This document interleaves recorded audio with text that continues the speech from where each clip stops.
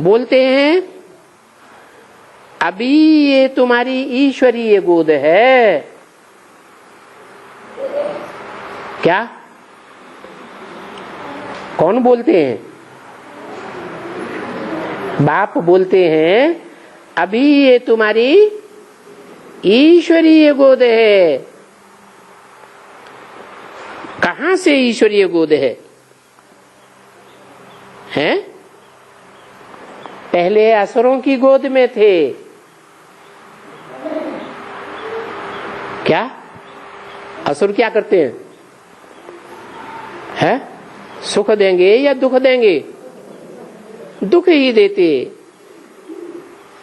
तो तुम आसुरी गोद से ईश्वरीय गोद में आए हो। कब है? कब से आसुरी गोद से ईश्वरीय गोद में आना शुरू किया है? अरे आसुरी गोद में कब तक थे? हैं? सन 76 तक आसुरी गोद में थे। उससे पहले बाप था? अगर था भी तो माँ के रूप में था या बाप के रूप में था?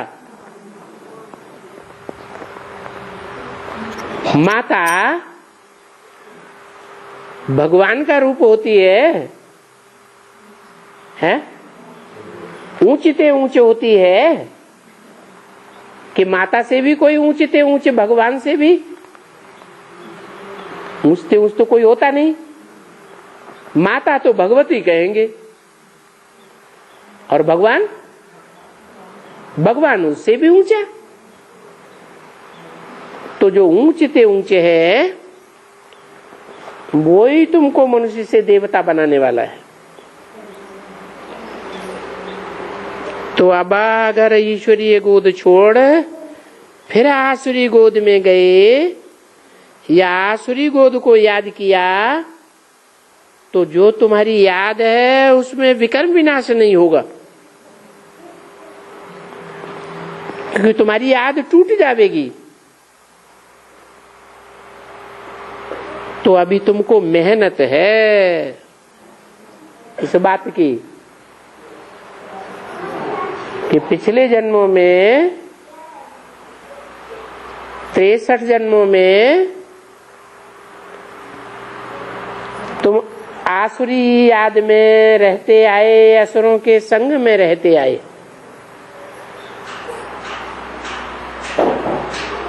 आसुरी विकार भोगते आए,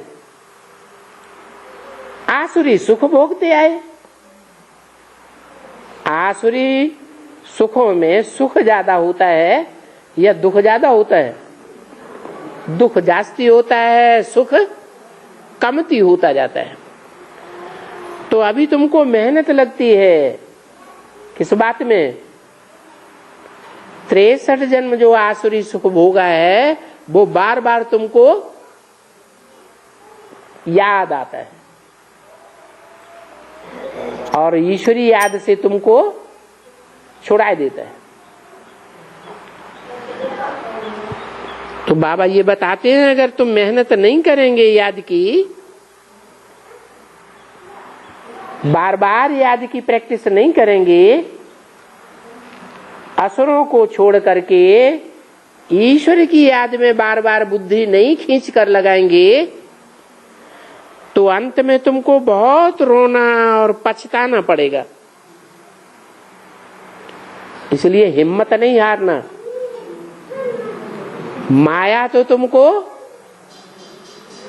आसुरी संबंधों की बार बार याद खींच करके लगाएगी, लेकिन तुम क्या करना? तुम बार बार ईश्वरी याद में टिकने का अभ्यास करना। जैसे स्कूल में बच्चे होते हैं, बोलते हैं हम अच्छी तरह से पढ़ते हैं तो ऊंचे नंबर में आते, माँ बाप भी ऐसे कहते रहते हैं। कोई स्कूल में बच्चे नापास होते हैं तो गुस्से में आकर के आपघात कर लेते हैं।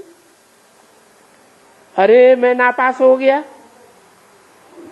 बोलते हैं तुम भी ऐसे ही, जब पिछाड़ी होगी और अगर तुम कम मार्क्स से पास होंगे